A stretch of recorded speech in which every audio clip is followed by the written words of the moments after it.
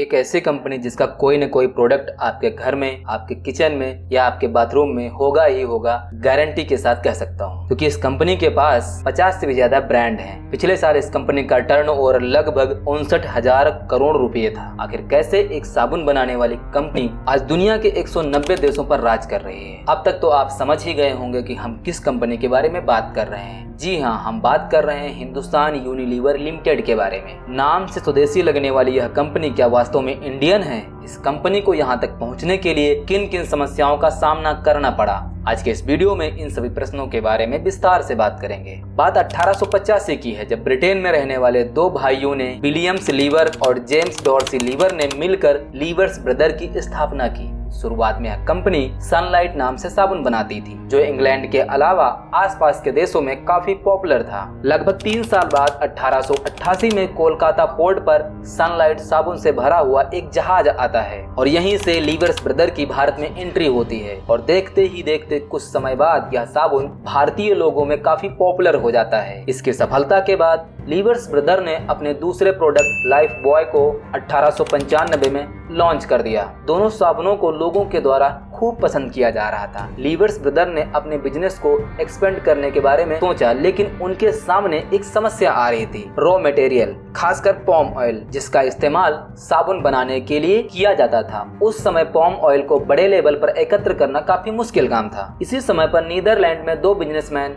जर्जेस और von डेनबर्ग margarine का business कर रहे होते हैं। बेसिकली मार्जरीन एक प्लांट बेस्ड फैट होता है जिसे हमारे देश में डालडा के नाम से जाना जाता है। उस समय मार्जरीन के बिजनेस में काफी कंपटीशन था, इसलिए 1927 में दोनों बिजनेसमैन ने अपनी कंपनियों को मर्ज करके मार्जरीन यूनिट की शुरुआत की और लगभग 2 साल बाद 1929 में लीवर्स ब्रदर और मार्जरीन यूनिट ने मिलकर यूनिलीवर लिमिटेड की स्थापना की। दोनों कंपनियां अलग अलग फील्ड से होने के बावजूद भी इन दोनों में एक चीज कॉमन थी, वह था पॉम ऑयल। साबुन बनाने के लिए भी पॉम ऑयल की जरूरत होती थी और मार्जरीन बनाने के लिए भी पॉम ऑयल की जरूरत होती थी, लेकिन उस समय पॉम ऑयल को बड़े लेवल पर एकत्रित करना काफी मुश्किल काम था। इसीलिए दोनों कंपनियों ने अपने अपने प्रॉफिट शेयर से पॉम ऑयल प्लांटेशन का फैसला लिया और इस फैसले से यूनिलीवर लिमिटेड को ग्लोबल एक्सपेंड करने का मौका मिला। फिर भारत के अंदर 1931 में यूनिलीवर लिमिटेड ने अपनी पहली मैन्युफैक्चरिंग कंपनी की शुरुआत की, जिसे हिंदुस्तान वनस्पतिक मैन्युफैक्चरिंग कंपनी का नाम दिया गया। यह कंपनी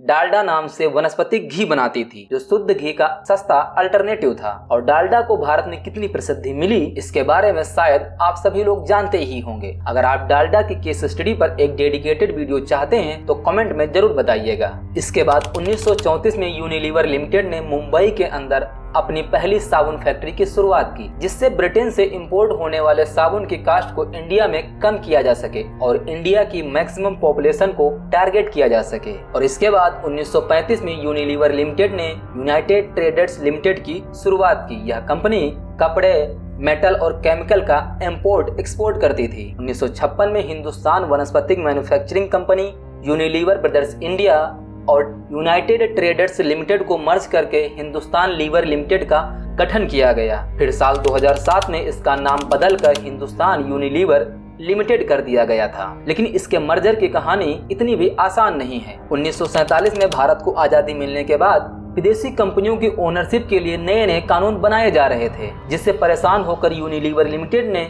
इन तीनों कंपनियों को मर्ज करके हिंदुस्तान लीवर लिमिटेड की स्थापना की और इंडियन को 10% इक्विटी दे दी गई, ताकि कंपनी के ऊपर लगा विदेशी ओनरशिप का धब्बा हटाया जा सके। और पहली बार प्रकाश टंडन नाम के एक ऐसे व्यक्ति को कंपनी का डायरेक्टर बनाया गया जो इंडियन थे। साल 1955 तक आते आते कंपनी में 50% से भी ज्यादा एम्प्लॉय इंडियन हो चुके थे। अब कंपनी ने FMCG सेक्टर में उतरने का निर्णय किया। 1955 में पहली बार सर्फ नाम से अपना डिटर्जेंट पाउडर बनाया और इसके बाद 1964 में अनेक घी और सैनसेल शैम्पू को लॉन्च किया। इसके बाद 1966 तक आते आते Hindustan Lever Limited baby food sector में भी उतर गई थी। हर साल नए नए प्रोडक्ट्स को लॉन्च करना और नई नई कंपनियों को एक्वायर करना मानो उनका मिशन बन गया था। सब कुछ सही चल रहा था, फिर एक ऐसी घटना हुई जिससे कंपनी एकदम बंद होने के कगार पर आ गई थी। बात 1973 की है, जब सरकार ने महंगाई पर रोक लगाते हुए वनस्पतिक तेल और साबुन जैसे कई प्रोडक्ट्स के प्राइस को कम कर दिया था। कंपनी काफी लॉस में जा रही थी। उस समय इंडियन कंपनी हो या फॉरेन कंपनी, सभी के लिए बिजनेस करना काफी मुश्किल था। कंपनी को लॉस से निकालने के लिए उस समय के डायरेक्टर ने एक जनता नाम से सस्ता साबुन लॉन्च किया था, लेकिन उनका यह प्लान फेल रहा था। लेकिन कुछ समय बाद गवर्नमेंट ने प्राइस कंट्रोल को दोबारा हटा दिया था और यह समय हिंदुस्तान लीवर लिमिटेड के लिए काफी अच्छा था। उस समय के डायरेक्टर टी थॉमस का कहना था, अगर प्राइस कंट्रोल उस समय के लिए और रहता तो हिंदुस्तान लीवर लिमिटेड को भारत से एग्जिट लेना पड़ सकता था। इसके बाद 1972 से 1986 तक यूनिलीवर ने लिप्टन, ब्रुक बॉन्ड और पॉन्ड्स जैसी कई कंपनियों को एक्वायर कर लिया था। जहां एक तरफ यूनिलीवर अपने बिजनेस को डाइवर्सिफाई कर नए नए ब्रांड को एक्वायर कर रहा था और अपने बिजनेस को एक्सपेंड कर रहा था, वहीं दूसरी तरफ एक बड़ी प्रॉब्लम से यूनिलीवर गुजर रहा था, जिसे हम सभी डिटर्जेंट वॉर के नाम से जानते हैं। दरअसल बात 80 और 90 के दशक की है, जब प्रॉक्टर और गैम्बल P&G नाम की मल्टीनेशनल कंपनी ने इंडियन मार्केट में एंट्री ली थी और उसने अपने एरियल डिटर्जेंट पाउडर को इंट्रोड्यूस किया था। इस प्रोडक्ट के लॉन्च होते ही दोनों कंपनियों के बीच तीखा कंपटीशन शुरू हो गया था। दोनों कंपनियों ने अपने अपने विज्ञापन को नए तरीके से दिखाना शुरू किया।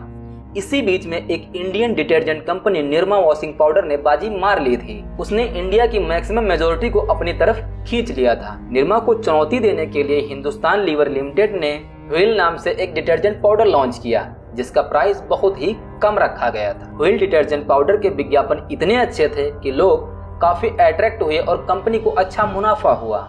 इसके बाद 1993 में यूबी ग्रुप की किसान कंपनी और कैडबरी इंडिया की डायलॉप्स आइसक्रीम को एक्वायर कर लिया था। फिर 1996 में हिंदुस्तान यूनिलीवर और टाटा ग्रुप के लैक्मी ब्रांड ने मिलकर 50-50 जॉइंट वेंचर बनाया था, जिसे लैक्मी लीवर लिमिटेड का नाम दिया गया। लेकिन यह जॉइंट वेंचर सिर्फ 2 साल तक ही चला। इसके बाद टाटा ने अपनी 50% साझेदारी भी हिंदुस्तान यूनिलीवर को सौंप दी, ताकि वह अपने कोर बिजनेस टाटा स्टील और टाटा मोटर्स पर फोकस कर सकें।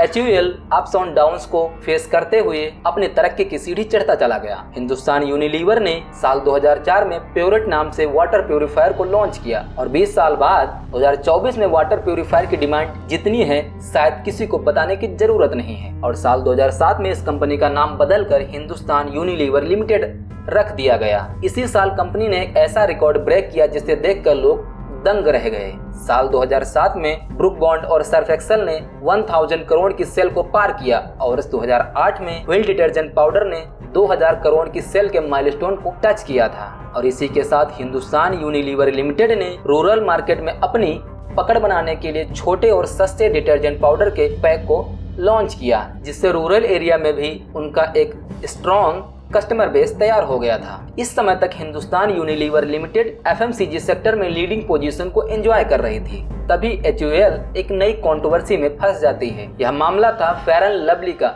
जो देश में सबसे ज्यादा बिकने वाली फेयरनेस क्रीम थी। लोगों का मानना था कि यह क्रीम समाज में कलर डिस्क्रिमिनेशन और जेंडर स्टीरियोटाइप को बढ़ावा देती है, जैसे कि सफलता के लिए लड़कियों का गोरा होना जरूरी है। और फिर ब्लैक लिव्स मैटर जैसे ग्लोबल मूवमेंट में आग में घी डालने का काम किया और विरोध इतना बढ़ गया कि 2020 में HUL को फेयर एंड लवली का नाम बदलकर ग्लो एंड लवली रखना पड़ा।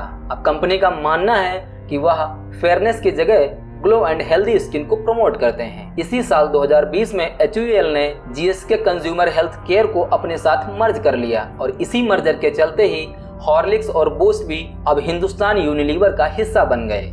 इन सभी एक्विजिशन और मर्जर्स का ही नतीजा है कि फाइनेंशियल ईयर 2023-24 में उनका टर्नओवर लगभग 60,000 करोड़ रुपए के माइलस्टोन को टच कर गया था। आज हिंदुस्तान यूनिलीवर अपने quality products, strong customer relationship और सोशल रिस्पॉन्सिबिलिटी के चलते दुनिया के 190 देशों में अपनी जगह बना चुका है। दोस्तों, यह थी हिंदुस्तान यूनिलीवर लिमिटेड की केस स्टडी। अब आप कमेंट में बताइए कि आप हिंदुस्तान यूनिलीवर लिमिटेड का कौन सा प्रोडक्ट यूज करते हैं। वीडियो के बारे में अपनी राय कमेंट में दे सकते हैं। मैं मिलूंगा आपको नेक्स्ट डॉक्यूमेंट्री के साथ। तब तक के लिए जय हिंद।